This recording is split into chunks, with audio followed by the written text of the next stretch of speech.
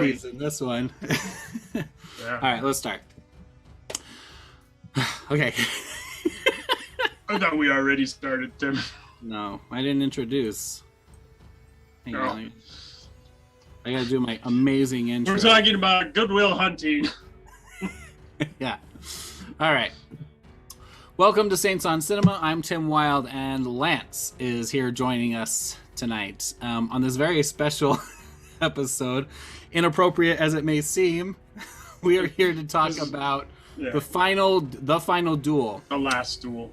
The Last Duel. It might be my final video. I might hang up my hat after this one.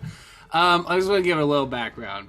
Well, maybe a disclosure. Lance, do you want to give a disclosure before we start? I'd like to say that this is the second medieval movie we've seen this year that was like not the medieval movie we wanted. But was advertised as the medieval movie we wanted. I have a lot to say about the medieval. The other one being The Green Knight, of course. Right. Okay. This review is going to be a little different because I kind of want to just get the movie stuff out of the way because I just want to get some thoughts because that's the only stuff that we're qualified to talk about. Yes. Let's make this a pack. So just so you know, we're doing the final or last. What is the movie called? I don't even know about this movie. The Last Duel. I suggest a movie that Lance and I need to go see on it. We go do a movie at least every few weeks or whatever. And he said, we need to go see this. I didn't know what it was. I watched the trailer, and just like watching a movie, by the time I finished the trailer, I have no idea what it's about. And then I was like, okay, so it looks exciting. It shows all this awesome action. Yeah, the trailer is like fighting and knights and medieval. I'm going to war for my woman. I was like, okay, cool. Let's like... And then it's like, let's go into court intrigue for 2 hours, and then we'll have like a 15-minute fight at the end.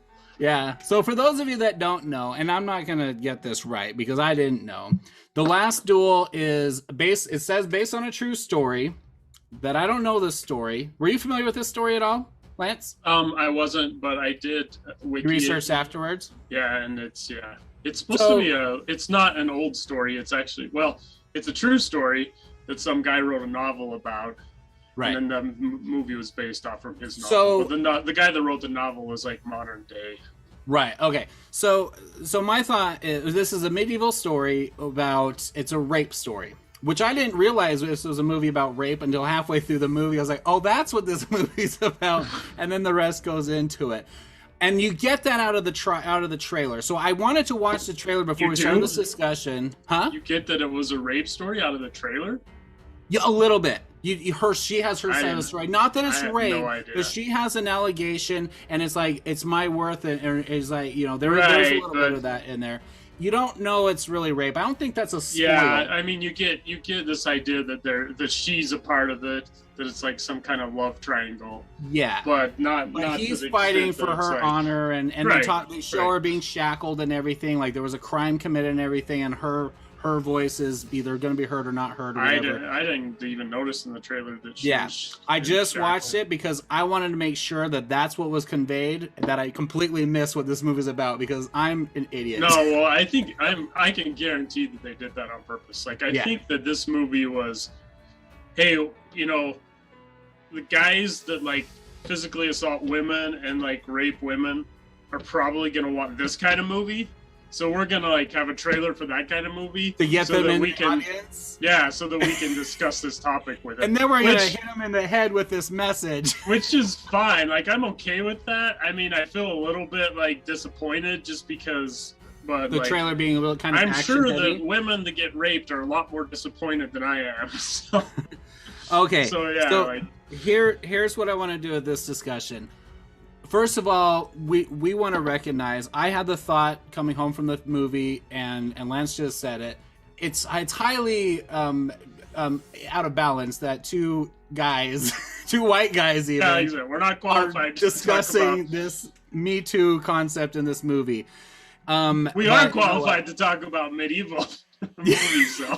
Yeah, we can talk about films and fantasy movies and medieval movies, but get that out of the way. We have thoughts. I do want to talk about not necessarily our opinions about that stuff, but what the commentary was in this film, which I think is very interesting, but that all has to be unpacked in the spoilers. So let's just get out of the way our movie review in a non-spoiler piece. We'll just talk about what we liked or whatever, and then we can go into the spoiler section. That's where all I want to talk about is what the commentary was based on what happens in the movie. Just kind of categorically, music, fantastic. I thought the score was very well done in this movie. Very, very good tone, which is all I care about in a film now is just tone and characters.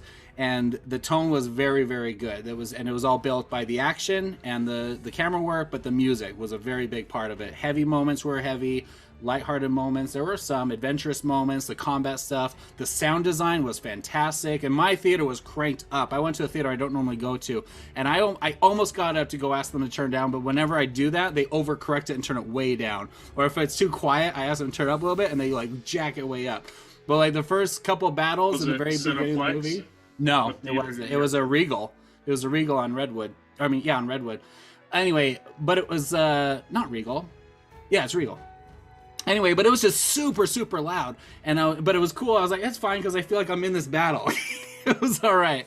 But I went and I was watching, and I was like just noticing things like the fireplace. There was fire pits. There was wind. It was snowing, and a lot of this ambient stuff was going on. The sound was fantastic. Now we don't need to get into a lot of specifics because you think, oh, a fireplace is going to have crackling wood, but no, it was just really, really good tonally. It really worked for the feel because a lot of the cold scenes felt cold when it was cold and chilly in the medieval times. You felt like you were there. When they were warm by the fire, it was a little more cozy feel by lighting and by their wardrobe and all that stuff. It really worked really well. Ridley Scott's the director, and I just gotta say, I didn't pay attention during the opening credits. I didn't know that going into the movie.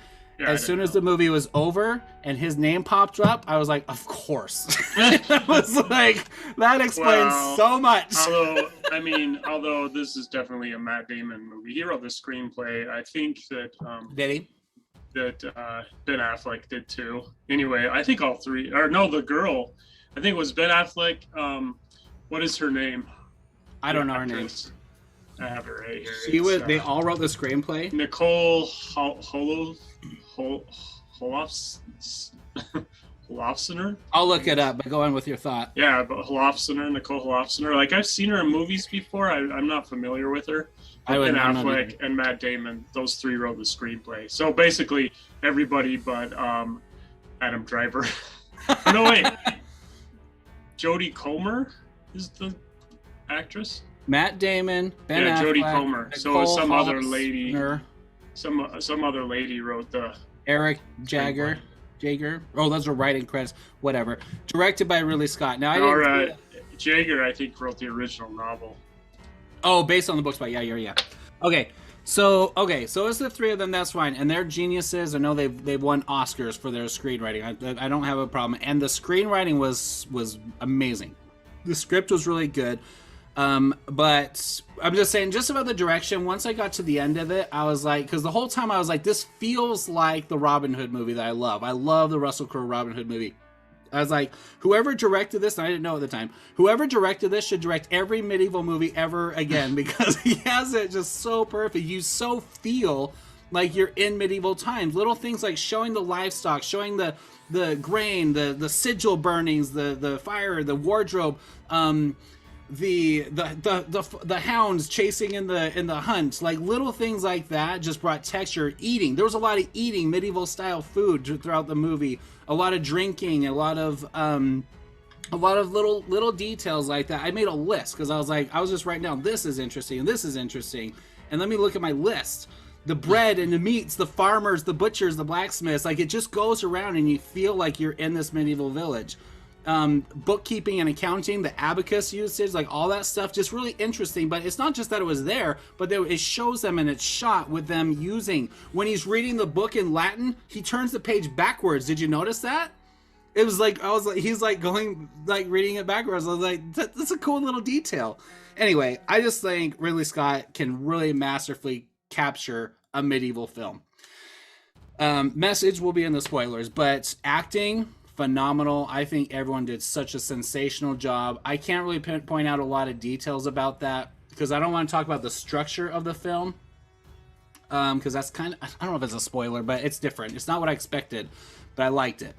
But that kind of goes into the acting, so that's a spoiler kind of a thing. But the acting was great. I love the characters. I love the intrigue of the characters. Halfway through the story, I'm like, I'm really curious about all three of these characters, and I didn't even realize we had three main characters until halfway through the movie. And then like each time, it's divided into 3 acts, technically 4. 3. You're gonna spoil it now? That's not a spoil. It's okay. There's 3 acts. Okay, just don't say anymore. I think it's interesting. Anyway. But what I'm saying is like every movie.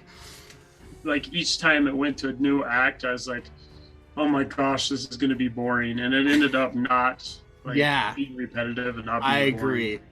We'll just say each character is highlighted throughout the story separately. We'll just say that, but they all do such a great job. Cinematography, Ridley Scott knows how to shoot a movie. I mean, I have feelings about his agendas behind his films, but he's really good. I'm not saying this is like the most amazing fantasy movie I've ever seen cinematically, but it's really, really good. Very strong. Music was great. Characters, story. I think the story unraveled. The story they were trying to tell unraveled. The trailer, whoever edited the trailer, was kind of misleading. That's fine, but I mean, not to spoil anything in the story, but I think everything was very interesting. That's all spoiler to you. It's hard to talk about this movie. The way they told different aspects was very clever. Talking about the trailer, like, if you want to see an action fantasy movie, then this is not the movie.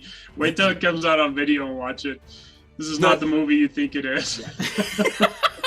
Well, there's Lance hinting his final judgment. What else? What is the special effects? What did you think? I mean, there's a lot of. I mean, not a lot. There's some gore and things like that. Did you have any? And the other thing about Ridley Scott, like, Ridley Scott is not afraid to like do stuff in movies that normally people wouldn't risk in a blockbuster. And this obviously isn't a blockbuster. We're talking about subtext. Like the way he films it, the order he does it in, and even like, you know, he'll do some like strange shots that you don't expect, or some strange way of filming things, and have characters that aren't necessarily lovable and stuff. Like zooming in on a guy cutting bread, you know, like, and not like that. I'm like, oh, that's interesting, and I write it down on my notepad. Other people are like, come on, let's get to the story. But there are a lot of atmospheric shots. Like, you've got the peasants trying to press in so they can touch the knights, and they're like pressing up against the like thing. Is really cool. There was a couple of shots of just like peasants running that you wouldn't normally see in that kind of movie. Exactly. So this isn't a movie. There was a lot of like shots of the poor peasant class that you wouldn't normally get in like a court type movie. Right. You don't watch Lord of the Rings and have a herd of geese walking across the road and the guy like, trying to get it, and then the horses trample through. That's what I'm talking about. When I say livestock, I'm saying they spend a little time watching farmers pulling plows, and I'm gonna say there's a horse scene that's a little I'm gonna spoil it, but there's something you would never see in another movie. It's a daring shot.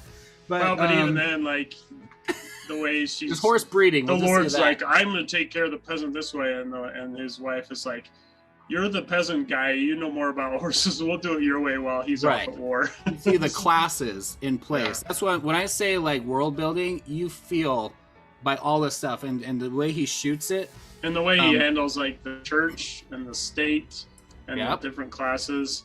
Yep. And I really like too, like you said, the hunting scene where he like wipes the kids with blood from the little stuff like that, and that had nothing to do with the rest of the story. Nothing. Yeah, but it was just really atmospheric and very historically accurate. Like, this movie was really, outside of the story and the main theme, this movie was incredibly historically accurate. Right. Like, I felt that, and then I went and researched it, and it was like, yeah, this was really historically accurate. Like, the way they dressed, the armor. Well, the armor is a little, at the end, is a little off, but they talk about how they had to do that to make it cinematic. Right. The one thing that wasn't, though, was the battles. And but that's just normal for... That's Hollywood battles, yeah. Excuse me. I like the movie. I'm just saying, if I knew what kind of movie it was, I wouldn't see it in the theater because it's not a theater movie for me. Okay, so let's just get past the non-spoiler part. Let's go to Final Judgment. Celestial, see it in the theater. Terrestrial, wait till it's on DVD, but worth getting for those that buy DVDs, not like you. And then Telestial, just wait till you find it on streaming. What would you suggest? You don't think it's a theater film? No, it's not a theater film. But again, I don't like this rating because it's like you saying it's not a theater film is like you didn't like it. Like no. I can totally love a movie and not like want to see it. It's a matter of recommendation. Is it worth seeing in the theater? It doesn't mean it's a bad movie. I mean, if you like these types of films, like medieval, especially like Renaissance or French, like court type films, then you'll definitely want it. This is a must-have on DVD if you're like into that. If you just want a cool fighting, like fantasy film, like that's what you were talking to me the other day. It's like there's a new fantasy film. It's like, yeah, this is not a fantasy. Not a fantasy film. Yeah. It's not Willow. Yeah. And you're not gonna watch this with your kids. Yeah. Until they're 18 or older. Yeah. I agree with you. I very much enjoyed my theater experience because I was just enraptured in it, which is weird because of the message of this movie. It's not the movie to be like wrapped up in, but just because, but all the stuff we're talking about, like ambiance and stuff for the medieval feel, that's just something Lance and I really enjoy. Not necessarily something everyone's going to love about going to a theater. So I would agree. If you like that kind of movie, if you're curious about the content, and if you want to appreciate, if you like Ridley Scott, I'll just say that. If you like his type of movies, definitely buy this. I would say it's a terrestrial. It's worth purchasing. It's worth getting. Don't just wait around until it's worth seeking out. I'll agree. I think Lance is kind of getting around there. So it's not a movie just wait until it comes out streaming. I think it's worth seeing. I think it's an important message. It's an important thing to, depending on your interpretation of the message, which we're going to talk about in spoilers. But I think it's an important story. I don't know how I feel about Ridley Scott's portrayal of that story. But I don't know. We'll get into that. But go get it. If you want to go see it, if you're curious, it's worth seeing in the theater. I think I enjoyed the experience. If you like those kind of movies. If not, whatever. Just wait. If you're really not interested in fantasy or medieval movies, not fantasy, then whatever. Wait till it's streaming if you're just curious what the crap we're talking about. So anyway, so we're going to cut that, and we're going to go into spoilers. Spoiler alert. There's a horse, and it jumps on the other horse. Yeah, and that didn't throw me off because I recently watched through Silicon Valley, and there's a huge horse humping scene in Silicon Valley with a lot more. I was joking. It didn't. I wasn't like, ew, horses. No, I'm just saying, like, I was like, kind of like, oh my gosh, I can't believe they put it in here, but it was like a mini little teeny little plot point. Like, that had nothing to do with the big story, but I was like, it's funny that he put that scene in there. For sure. Yeah. Well, okay. This movie definitely had, a agenda. Message? It was a good agenda, but it was an agenda movie.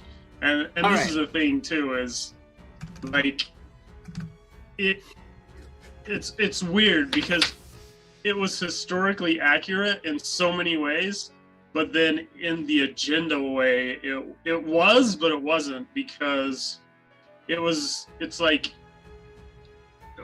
in the medieval age that it was set in, I think it's 12th century was this movie.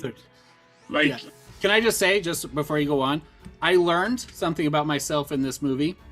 I don't pay attention to years if it's before 1700s, like, because I know things that happened in the 1800s. I know things that happened, and I have kind of like a timeline in my head: French Indian War, Revolutionary War, stuff like that, Civil War, and maybe 1492.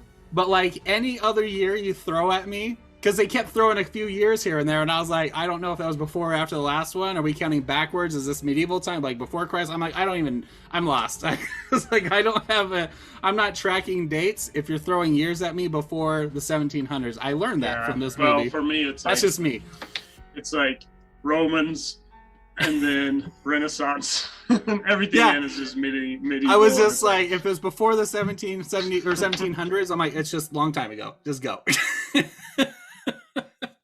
Yeah, anyway. And so back in those days, like love was not a thing. Like people didn't get married because they romance liked and each fall other. in love. Like that just didn't exist. I mean, Culturally, they didn't look at that way. And so this movie's interesting because it's sort of like, in order to make its point, that, you know, the point of the movie being that the girl got raped and then she stood up for herself and she did the right thing. And well, I'm gonna say, I think the point of the movie is she was allegedly raped, and that's what I think was the vagueness. We're gonna get into this later. You can finish your thought, but I'm just saying, I think it's all about the was she or wasn't she? Do we believe the victim or whatever? We're gonna get into that later, but finish your thought. I think the message was she or wasn't she raped? And so it's hard because what they're doing is basically, and this is a thing that I hate, is they're like forcing modern day culture on the past and making you try to see it through that lens. And and they did do a decent job though of showing that, you know, that she was having sex with her husband and not enjoying it at all, right? I mean, that was from her viewpoint. And even him, like, and they also mentioned stuff like, well, basically, I mean, the justice was like, well, she's raped, but really, she's property, and that's what he's being tried on, is he took another man's property. Like, it had nothing to do about, you know, her whether or not she wanted it or she. That was a very victim-y message there too. Because, but that's very medieval, because that was true back then. Women were property, right? So, and the funny thing about it is, like, technically, I mean, she was having intercourse with her husband, but even that, like, by today's standards, would be considered rape, because it wasn't like she was doing it for enjoyment or she was doing it because she wanted to. But at the same time, back then, culturally, that was completely acceptable.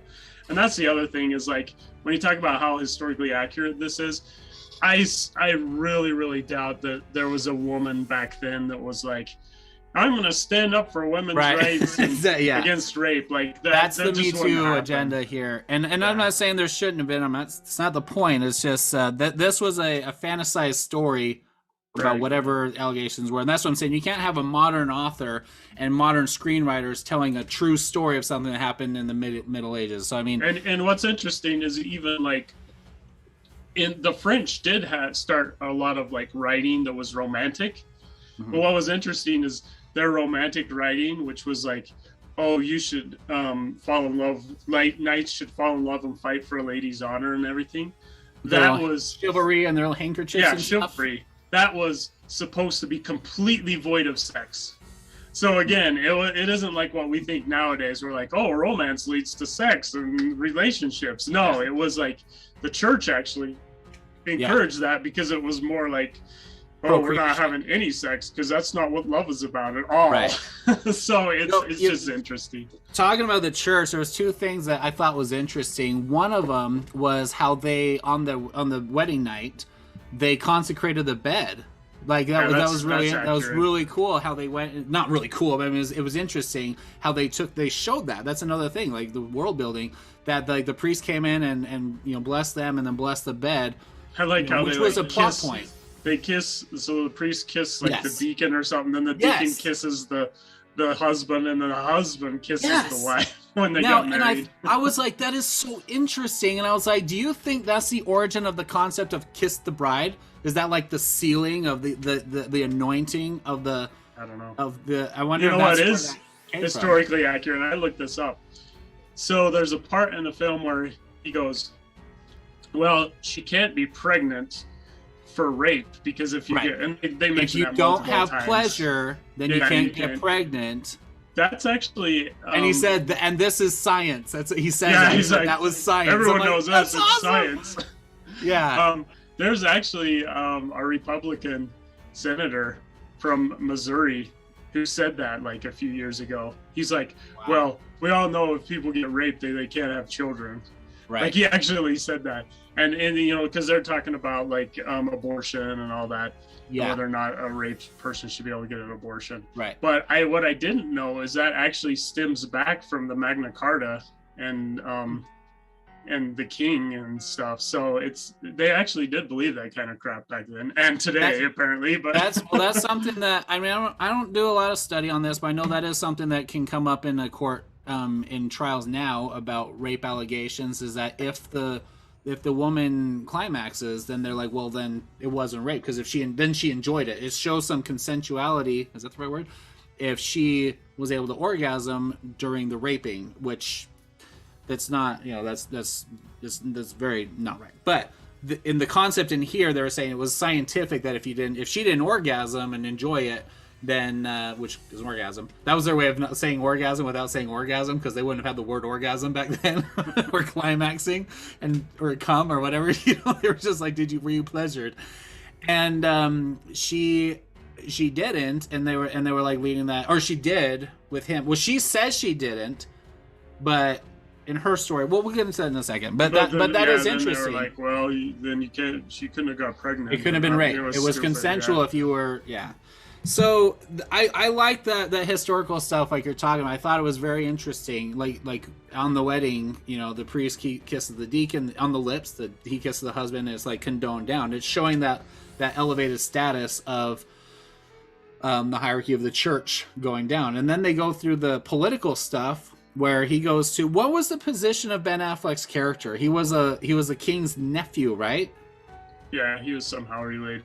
So he's whatever the lord. He was a lord, and he was sitting there making the decrees and everything. And they kept talking about this suing, and I was like, "What's it? I didn't know that you sued back then." And that was an interesting concept too. And so you go through the political stuff, because even after the allegations happened, after Adam Driver was with the girl, he came back and he went to the priest and he made his little atonement, his confessions. Yeah, and this movie showed a lot about, and I think very historically accurate, how corrupt the church was, and how tied, how intertwined the priest, church and the state were. And Ben Affleck as a lord talked to him. It was about his reputation. That was the big concern, and the priest also talked to him about his reputation. Yeah, the priest was like, "This is Satan tempting you." Like, he didn't care that the girl had been raped. Yeah, he's just like, "This is bad. This is Satan." But it wasn't like, "Oh, what about the girl?" It was like, "Oh, we got to worry about you and your reputation and your salvation."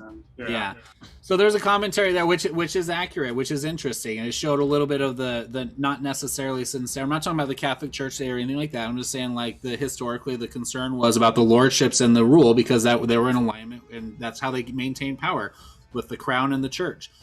So anyway, well, and even then, the church. That's the one thing that didn't make a whole lot of sense to me, is the church came in and said, "Hey, just put this into our hands, and then you don't have to do trial by combat."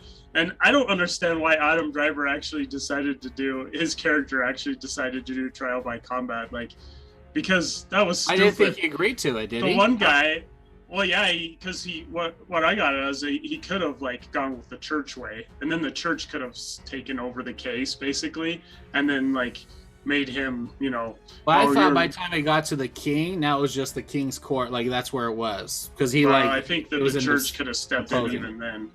I don't know. And so, that was another cool part too. The glove, when he left the glove on the ground, and then he came and picked up the glove, that was being slapped in the face, in the. Well, this is called the Last Duel because it was supposedly the last duel that they had, the last trial by combat that they had. So let's talk about that. When the movie started, again, I had no idea what the crap was going to happen in this movie, and I saw this joust, and I was like, "Oh, this is cool," and some cool stuff. Because your text earlier today were like, "Well, this is not a fantasy film, Tim." And then, in the beginning, when they're doing the announcements and the proclamations about the battle and what the stakes are and everything, and I was completely missing half of what they were saying. And the guy who was doing the proclaiming was like, "Oh, and if you're found to be using enchanted weapons or mystic weapons, you're going to be hung and whatever." And I was like, wow, that's interesting. I was like, this is fantasy lands, magic weapons, and nope. So they start and they get into that joust, and it was awesome. That first charge was super cool, and then it breaks, and they're like, okay, now 3 years before, and then it cuts, and I was like, well, that's kind of cool, and I completely forgot. It goes chapter 1, and then it goes to Matt Damon's story, and I was like, I couldn't read these French names. I don't know what they said. I'm like, okay, some guy's story. Great, let's get into the movie. And then you start seeing him and Adam Driver and their friendship and everything, and you get to the story. By the time they got to the end of that chapter, and to the duel or to the court, they get up to the court point, and then it goes chapter 2, Kylo Ren's story, and I was like, oh, I completely forgot we were doing chapters. I was like, and then I was like, oh, when I saw that, I was like, oh my heck. Oh, don't tell me we're gonna have to rewatch that entire thing from like somebody else's perspective. But they did do it in a way that was like not as, it was interesting. Like I said, it wasn't repetitive and boring. It wasn't all the exact same scenes. It was some where they interacted, but there was crisscrossed and that's why I didn't even realize Ben Affleck, like you said, Ben Affleck was even in the movie. It wasn't until the second chapter I was like, holy cow, that's Ben Affleck. Yeah. With a really bad goatee. When it was like more close up and stuff. He looked like who was Phoebus? Is that his name from The Hunchback of Notre Dame? I was like, that's the ugliest looking goatee. Anyway, so by the time we get to the end of the first story, I didn't realize some of the what was being presented in the characters until we saw the different versions. And this is talking about the storytelling. This is what I thought was really interesting. And I don't know how much you picked up or if you picked up things that I didn't notice, but the scenes that were the same scenes, which is a huge tribute to the acting. The acting, especially in those scenes that they had to do multiple times, was very, very powerful and effective because you were getting a different perspective. And just a few examples, whatever his name is, Matt Damon's character, his scenes, like when he came back from war, when he was sleeping, and I noticed it was weird. Like they bless the bed and then it cuts. There's no intimacy or kissing or anything. It just cuts. They don't even show them going to bed. The rape scene was completely omitted. And he wasn't there, but it's like you think you're watching a movie. I'm not even thinking about his perspective. You're just watching a movie and they like get into the beginning of a battle and then cut. They get into a conversation and cut. And at first I was complaining, like this movie, like everything seems like half scenes. Like everything was like, I don't think there was a scene more than like 4 or 5 minutes anytime in the movie. And even the conversation where he confronts the prince or whatever, and he like chews everyone out. Like every time he seems really composed. He seems like he has a very affectionate relationship. He's very supportive of his wife. If she has concerns, he's like, well, we'll do that. Go make a dress. You know, he's like all happy and everything. He's not worried about the budget. He's not aggressive. He's not just, frustrated about the taxes and, you took my wife's property, like all that stuff. Like he cares about her at all. He's very flowery, very poetic, like your normal protagonist, which I think is good to put his story first. The scene where he kisses in the courtyard when they meet again and they shake hands and he has his wife kiss him. She was very dismissive. She kisses him and like kind of turns really quickly. It's just kind of an awkward moment, but that was it. And Adam Driver's still staring at her, but she moves on. Completely omitted the buffet scene.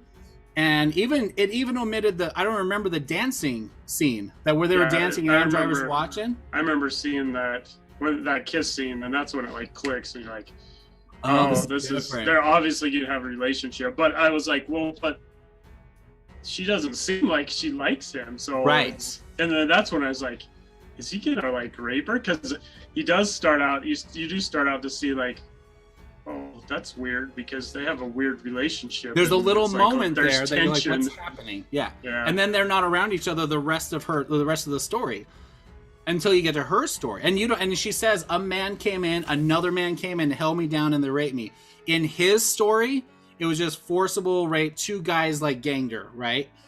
And then you get to Adam Driver's story, that scene where they kiss in the courtyard. Oh, and the other thing was, and I swear I didn't get this wrong, Matt Damon's the one that said the line, whatever it was, like the servants of the Lord should not be fighting with each other or whatever. And then Adam Driver says, well said. When you get to Adam Driver's version, he's the one that said that. Yeah, there was Matt a Damon lot of said. Different reversals. Like who was the honorable one? Who was being the bigger man? Well, it's the same as like when he's like, oh, thanks for saving my life, and then but then from Driver's point of view, he actually saved his him life. Yes. Yeah, in the beginning, he's like, "Oh, see, I saved that your big guy life, with the halberd about it." And yeah, I until you said that, I didn't realize that because the whole time I was like, "When did he save his life?" And I was like, "Did I miss something? Was he in jail?" And they just cut out the fight and he saved him, but no, he was there.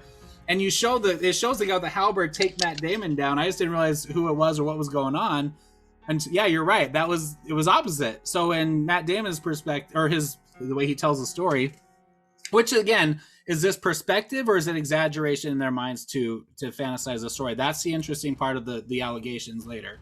Well, the rest of that, I mean, I don't think this movie at any point put it as her not being raped. I think from all three perspectives, she was raped. Oh, I disagree. The Adam Driver rape scene, in his story, the rape scene, from his perspective, he didn't think he raped her, but correct. Us watching it, even from his perspective, we were like, that's rape, dude. Watching even with though her, you don't think it is. When you, that's rape. It is. Okay, the act was rape, but his justification to the priest was, there is love, and she had to say the right things that she was required to be as a lady of the house. Right. Where and that's what that she didn't really. There was love, and there was love both ways. In his heart, it wasn't rape. Yeah, the question is, but that's, in her heart, and was they did rape? That on purpose because that's a big thing right now. That's part of the Me Too movement. Correct. Is no means no. Like if a girl says no, it doesn't mean like she's playing and wants more or whatever. You know. So they were trying to like take that angle of it. But the way they showed her in his story, she was in a lot less agony. She wasn't really crying. It was, and this is the amazing part of the acting. Like, and he stopped holding her down when he was raping her, and she stopped, fighting as hard. And it wasn't like she was, I give up, I can't do anything about it. Her reaction, from what my interpretation was that there was a little bit of enjoyment there. She wasn't not like a normal sex scene in a movie where she's enjoying it, but she was it's more like she just kind of gave up and kind of let it happen, is what I'm saying. She wasn't being participant. Now, for all the Me Too people that think I'm saying this horrible thing, like she's still raped and she's still a victim, yes, of course, but what I'm saying, that's what I'm saying, is there's a vagueness in the message. She kicked off her shoes before she ran up the tower. Yeah, that was the other thing. She knew what was going to happen, and she was encouraging it. And she went every time she went down a hall, she waited for him, and then she went in the room and waited for him, and he came in, and she wasn't panicking and screaming and all that stuff. Well, they established before in another scene, he's chasing the girl around the table that is part of his concubines or whatever. And that was a playful thing with being rooted on by everyone else in the room, getting onto a gangbang on the bed with the king, with the Lord. That this was just part of the society. That was their class, that they could do whatever they want with the women. That was another thing. Speaking of class, that was weird. Was the way they were knighted was very unceremonious. It was on the battlefield. He's okay, you're a knight. Oh, with the necklace thing? You're a knight. But he took it very seriously. He's everyone needs to be quiet. And then they knighted him. And he took it very serious. Yeah, whose story was that? That was his, right? Yeah, it was Matt Damon's story. So in his story... And even through all the different perspectives, it was the different degrees, but he was always I'm a knight, you call me sir. To him, it was very important. Right. And it was weird too, because at first when they said they were squires, I was that's weird, because squires, don't have people helping put their armor on, and yeah. And maybe the squires are the guys that were getting trampled in the fight in the end of the movie. That's a squire. Exactly. But maybe squire was a higher rank back then than I thought it was. So it was interesting, and I was trying to figure out all the stuff about the priest, him being the bookkeeper, he got everything, him being the tax collector guy, and the dispute about the property, seeing that through different eyes was kind of interesting. Excuse me. But I don't know. I mean, back to that scene, there was a couple other scenes that were just slightly different, and that's what I'm saying. I was intrigued watching these scenes more than once because of those differences. And again, in the acting, in the raping scene, she was much more on her perspective and on her story. She was broken in tears, and at the very end of it, how she's kind of falling off the bed, and it was not because she was exhausted. Yeah, she didn't know what to do. She was crying. She was shut down. She stopped eating. Well, and it's really interesting too. Again, total Me Too moment. When his mother admits that she'd been raped before. Yeah, should we talk about that conversation? I was raped, so why don't you just put up with it like the rest of us? Like, that's what happens to women, so you should just accept it. Again, that's another thing where it's like that never would have. I don't believe that would ever have happened in the Middle Ages.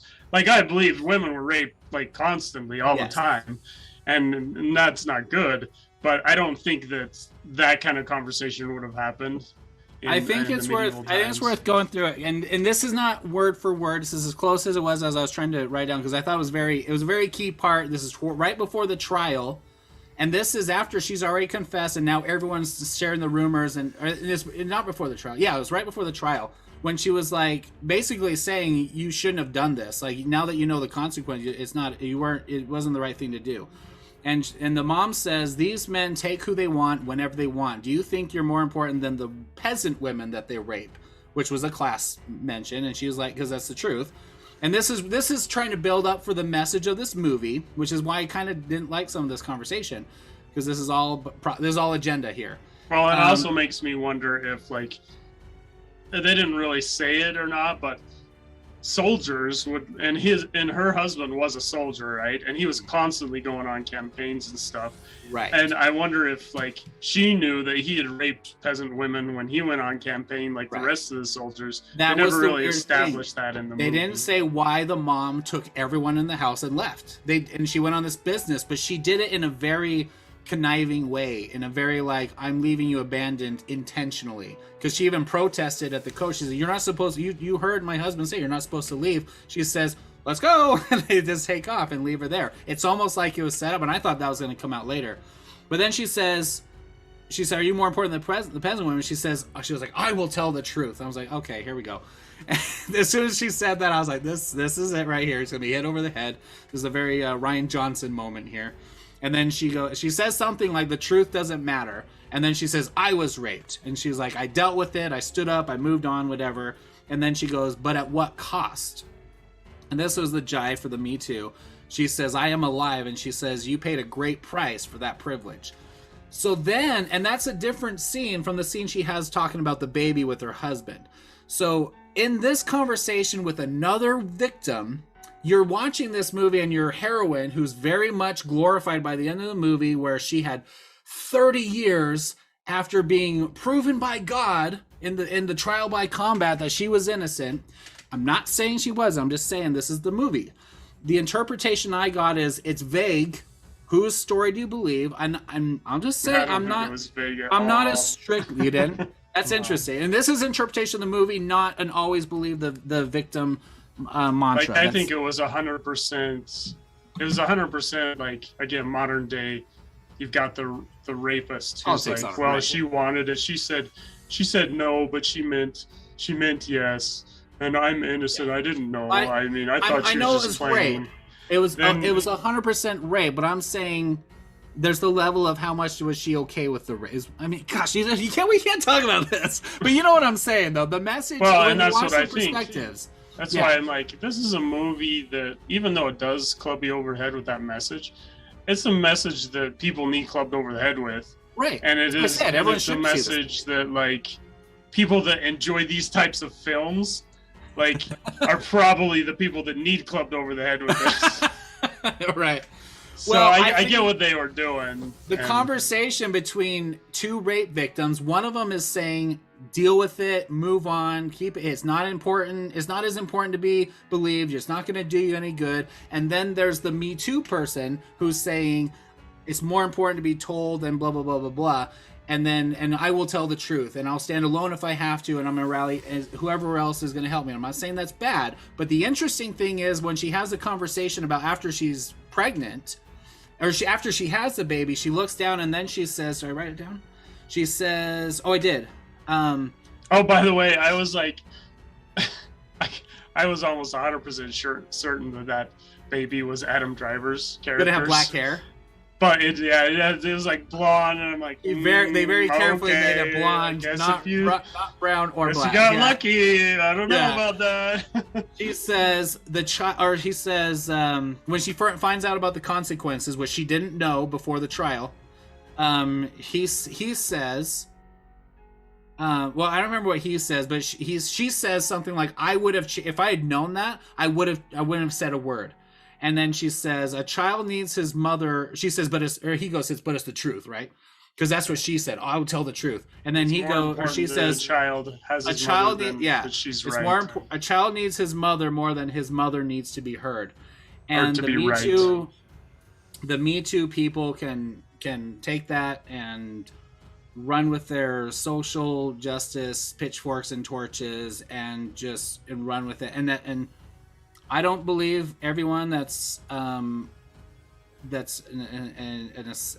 but that does contrast with the Me Too movement in general. Yeah, right. A little bit. So it's interesting because between the two perspectives from two raped women on how they feel about how you should go about, just one deal with it, one stand up, and then this where like, well, was the consequences and the reputation and all that more important and potential death not being here for my child? Or I think it was more likely that the original book didn't have the Me Too movement in it, and that sort of got put into it, and so you're seeing overlap of the original novel with the actual Me Too movement, which I can just see. I don't know his views. I don't know how much of an input he had on the script or the story, but I can just see Ridley Scott just seeing this and be like, this will be a fun controversy because he loves that. Oh yeah, for sure. Like his Noah movie. Yeah, yeah. Or his, there was some of that stuff in the Robin Hood movie. There was some of that stuff in his Moses movie he did. Whatever. And he's so good. I have such torn feelings about how I don't think that really Scott had a lot to do with the screenplay at all. I'm sure. I mean, obviously, I'm sure he was happy to take on the job. You don't take on a movie like this unless you're interested or believe in the message. It's just don't. Oh, I don't think it was against the Me Too message at all, but yeah. No. I think that's total Matt Damon, Ben Affleck. Well, and they had the perspective of a girl because, like us, they're two white guys. Yeah, you're right. So I think it was an interesting story. The way the structure, where they did each chapter differently. Like you said, once you got to chapter 2 and you started back and began like, oh, I hope there's only 2 chapters. But then I got to the third one. But by the time we got to the third one, I was interested. I was invested. No, and it was a good movie. It's just, it wasn't the movie I went to see. Right. Now, it wasn't the movie I hoped that it was in terms of like now talking genre about that, and let's talk about the ending. I think, and as it was getting to the end of the trial, we talked about all the science and the religion, all that stuff.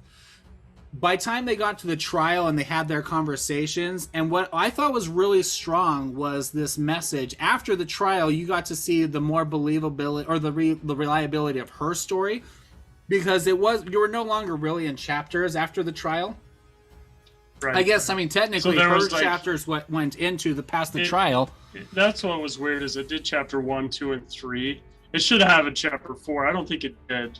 It didn't. Where it was like, this is just 4. What's happening. Yeah, it didn't. It catches us up with all 3 chapters, and the movie continues, but there's not like a separation. Yeah. But with that moment, the rest of the movie, you see him being much more in character of her story, where he's more worried about his status, his reputation, his pride. When she confesses who's the one that raped her, his immediate response is, will this man do nothing but try to harm me?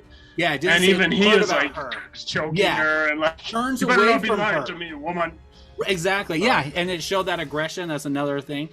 But once the trial happens, he seems so unsympathetic to her completely, and he's worried about all this stuff about his status. And then at the end of after the fight, he's riding out triumphantly. Everyone's praising, like you're talking about, like trying to touch him, and he's like, "I won!" He like goes like this and everything, and then it cuts to her in the background. He touches the baby's head. He's on his horse. He touches the baby's head with like his gauntlets and full armor. I'm like, oh, don't hurt the baby. Yeah. But then it cuts back to her behind him, and he's sitting, and she's like sitting there. All the music, very effective. All the music drowns out, and she's just sitting there. Trophy at that point. Yeah, and she's just sitting there. Has nothing to do with her, how her reputation, how anyone feels about her story, that she was a victim. All that doesn't matter. It's all about the hero who dies in battle 5 years later, and she raises this kid on their land that I think it was 3 years maintained. later, but yeah. I think it was said 5. I don't remember. Well, in the I don't remember. Crusades, Whatever. like 3 years later. Yeah, or something. I think he died 3 days later. The fast forward to the 3 kid years. was 5 years later. Whatever. I don't remember. Yeah. Whatever. But anyway, Probably. long story short, it says specifically she got to live another 30 years in riches and stuff, and never which remarried. is a long time in the Middle Ages. So she was a very old woman, happy with her.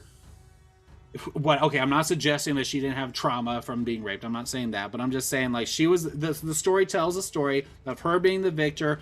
By God, in the trial by combat, she was redeemed. She was released from her shackles, dismissed by her husband, who died, and just got to be a lady and never remarried. Which is, they had to throw that in there, which is, I don't know what that means.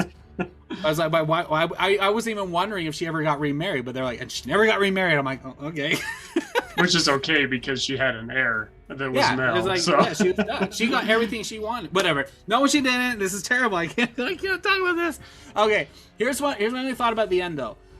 The fight was awesome. It was a really good, very gritty. I was like a this couple the whole things that time. bothered me about it. One is, Oh, here we go. and I didn't Lance notice armor this until talk. recently.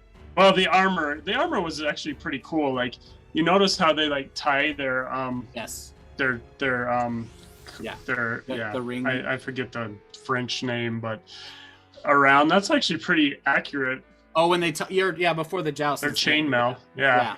Their helmets were completely inaccurate but that's only because they wanted you to be able to see who was Matt Damon and who was Ben Affleck, in case you forgot. Well, one's in red and one's in whatever, but yeah. Yeah, and the other thing is like when you joust, I didn't realize this until recently, but the reason you don't start out like with your lance facing forward is because when your lance is facing forward, it bounces up and down, and it's almost impossible to aim.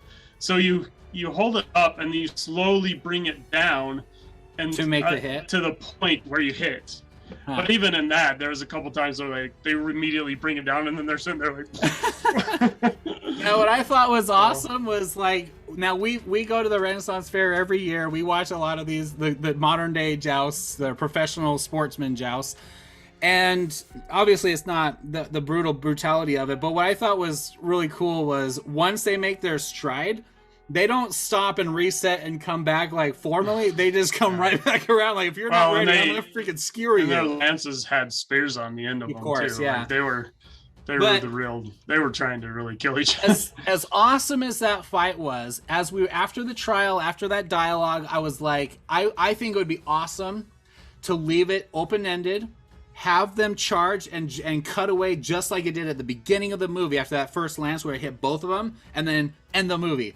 I would have been like, that would have been awesome. They were both going to die. I thought they were going to kill each other and they'd both be died, and then be like, well, now what are we supposed to do? Yeah. Well, I guess we need to stop being so barbaric in our judgment, in our trials. Anyway, so then it got to the end. The other thing that was weird was like, okay, we do see that Adam Driver's character. By the way, I love how none of us, because they're French names and we don't speak French, so we have no idea what their real names are. I'm not going to be a jerk about it. But Adam Driver's like character, I have a hard time like believing that he was any kind of good warrior, combatant, good fight, yeah. And so accountant squire. That's the thing I was like having a hard time was like, he knows he's gonna get his butt kicked, right? That guy's like in war all the time. That was his thing, right? And you can't say that wasn't an awesome fight, though, dude. That was gritty. Oh, you mean like, yeah, it was cool. When he skewered the horse, it was pretty intense. Oh! When the peasant got trampled and slashed in the back and stuff, I was like, oh my gosh. Well, and right before that, and the points and the flow and the ebb, you're like, oh, he's gonna lose. Oh, he might win. Oh, he's gonna lose. So they did. And it was really good. The choreography was good. When they're all grinding up against the wall on their horses, on their shields, like and the king was like, oh. I was like, this is so exciting. And you got like, the stupid king. To him, it was just like a television show. He's like, yes, yeah. Kill him! They didn't care. Anyway, I thought like it would have been interesting if this was realistic, though. The knight would have kicked the squire's butt, man. It would have been over like that. It was just, Driver wouldn't stand a chance. I think it would have been. So if you're not going to leave it open-ended, and have them do that first clash and then cut it and then let the audience be like, I wonder, we're going to make our own decision on who was victorious, right? Now, at this point, I didn't know this was based on a historical story. But then I was like, okay, after the parade and he won, and then it's like he's all celebrating and all heroic, and then it cuts to her in the back, just still defeated and beaten, and then it like fades, the sound fades, and then the lighting fades on her. That would have been a good moment to cut, because great, she was freed and she won, but has she really overcome? Yeah, exactly. And I would have appreciated that. But then having to throw in there that all men suck. Her bad husband dies very quickly, and she lived 3 years and never remarries, and he's another terrible man. This is where certain people I've had arguments with would have like been like, "See, that's great," and I'm like, I'm not saying that that part of the story, even historically or whatever, isn't relevant. I'm just saying, or as a film, I would have appreciated the abstractness of the ending for us to ponder, what is she feeling now? You know, I think that was much more interesting than showing her with her kid smiling, you know. Right. I don't know, as a film. And her kid was a guy, and that's what they wanted, was a guy in the medieval times, right? Right. If it was a girl, she wouldn't have been as happy. Yeah. So anyway, the other thing, I had a thought about it and I've forgotten it now, but yeah, it was an interesting ending, and I was the same way. I was like, oh, they're going to end it now and it's going to be more of an artsy movie, but no, they made it into a blockbuster, live happily ever after. Yeah. Ending. I didn't need that. I was very happy with if they show the fight, which at first I was like, I don't need to see the fight. I'd be interested with it being open ended. But then they showed the fight, and the fight was awesome. I know you did. That's the only reason I went to the movie. I love the fight. I thought we were gonna have 2.5 hours of that. You better give me something. Yeah, the fight was super cool, but then I was like, hey, now it's over. Oh my gosh. We didn't talk about the dragging Adam Driver through the street naked and hanging him up and his junk's hanging out and everything. I was like, holy, they contrasted that very well. The shame for him and the triumph for him. It was like, ooh, they did a really good job of like punching the stakes, which was early on. They were talking about the property and the heralding in the very beginning, that this is all about your lands and everything. Like whoever wins this is for everything, not just the trial. Because by then we didn't care about the trial or know about it. Oh, that's one thing. Like, I'd really like to research is they talked about her and burning her at the stake and everything. Yeah. And then they said some people don't die until 20 or 30 minutes later. That's not like, someone came up with an article. I think it was like Scientific America or somebody, one of these like think pieces where they talked about how actually burning, like, okay, it wasn't, but burning people at the stake was actually a lot of times not the worst way to die, because what would happen is they would inhale the smoke, and that would usually kill them faster than like the flames would. Yes. So, but then give me a beheading any day. We don't put a lot of scientific instruments out on the burnings of the stake. So. We don't do a lot of testing. Yeah.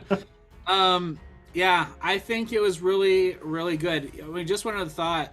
I just forgot about this. I saw my notes. I thought it was interesting too that Matt Damon scenes, going back to his character being a very dismissive and non-romantic character, his story neglected even the intimacy with him and his wife. I think I mentioned that, but like there was no passion for his wife. Even in his, he wasn't his story. Like, I really enjoyed sex. It was like there really wasn't any sex, hardly any. Like on their wedding night, it showed the priest and then cut. He was just like, he said, oh, don't worry, this is not going to be as bad as you think. And then it cut. Yeah. You're right. And he had to keep asking for reassurance, like, was it good for you? But that was from her perspective. Like, his perspective, she didn't really... You could tell, like, that was the thing. She was lying to her husband. She in that conversation in Adam Driver's story, because I wish they'd have showed the buffet scene in her story so you can see what her side of that conversation was. We were talking about poetry or whatever in the books and her being literate, because you didn't see her side of that conversation. And the dancing thing, that I'm gonna say that his story, Matt Damon's story neglected that part. Adam Driver showed them, you couldn't hear what they were saying, but he was staring at them and she was watching him. And then in her version, the beginning, she barely acknowledged him. In the beginning of his story, during the wedding night, he's like, "You're my wife now, so I'm a very jealous person. So you can only dance with me." And she's like, "At least in this dance or whatever." And she was like, "And every dance after." Yeah, tonight, like no she one was else all dance about with it. She's like, then that means forever. Like she was loyal to him or whatever. So yeah. I think the characters were good. I was really fascinated and curious about each of them. Even the mom, even the King Batman, Ben Affleck. It was really well done. I think this movie was a really good piece of art. I may never watch it again, but I'm gonna buy it because I buy movies even if I don't plan on watching them again. If I really like them, I appreciate them. Kind of collect good film. I respect this movie as a film, even though I have questionable feelings about Ridley Scott, and I don't know how I feel really about the message, but as the way they told the story, the way they did the chapters, the cinematography, the music, everything, mostly the acting, with seeing the differences in each version, I think was phenomenal. I think that's a masterpiece in how to do that, and that they were able to accomplish that. Imagine if you didn't have good actors, you didn't sell the differences in the stories that made your whole movie watching the same thing 3 times. It would have been really painful, which is what we were dreading as soon as chapter 2 came along. Yeah. But and it says from this guy's perspective, I'm like, oh, here we go. Different camera angles of the same scene. Yeah. Here's the outtakes. I don't care. Anyway, I really like this movie, and I'm glad I saw it in the theater. But yeah, you don't need to, but I will buy it. But anyway, do you have any final thoughts about Rape or Me Too or? No, I think this movie has it's sort of needed and it has its place and everything, but I think it's not like the movie I want to watch. Maybe it's the movie I need to watch, but it's not the movie I want to watch. Well, that's how they baited you in with that action. They showed like 5 different parts of that one battle 4 different times in the trailer. Well, and we haven't had a good fantasy movie this year that I can think of. The Green Knight wasn't what I expected from the trailer. It was a very good art piece, but it was not, again, that fantasy movie it wasn't Lord of the Rings again. We really haven't had anything like that this year. We'll be very oversaturated the next couple of weeks with fantasy, so yeah, hang in there, lads. Well, and Dune is a fantasy movie, even though it tries to be a sci-fi movie, so. Not based on the one we saw. We'll get to that one soon enough. Anyway, Lance, thanks for joining me. This was a tough one to talk about. I mean, talking about the movie is one thing, but I didn't know how to approach some of this stuff, and it wasn't as bad as I thought. Well, like I said, it's like we're the wrong people to be talking about it. Yeah. Ben Affleck and Matt Damon are the right people to be talking about it. And I don't know. I can't think of anything. They're not. I don't know. I know, but I was wondering about that, if they've had allegations, and I don't think they have. None that I don't know of anything that would have been an interesting aspect of them making this movie. But anyway, it was good. I respect they're amazing. They're great screenwriters. I like their work. And they're good actors too. Yes. Oh, they were so great. Anyway, this was heavy. I think this movie is stronger with a vagueness to it, which is why I wish the ending was a little less in your face. And Lance and I interpreted some of the differences a little differently, but it's good. That makes it good art. If it can generate discussion, and it's like looking at a painting or something, and different people are getting different interpretations, that's high art. If it's low art, if this was an Adam Sandler movie, or like that one stupid movie with James Franco and Natalie Portman, that fantasy movie about a bunch of stoners, there's no deliberation about it. So this was a good film. So, whatever. If you watch this at the end of the episode, hope we didn't offend you. And, sorry, we did our best. So, anyway, thanks, Lance, for joining, and thanks for watching, everyone, and we'll catch you next time on Saints on Cinema.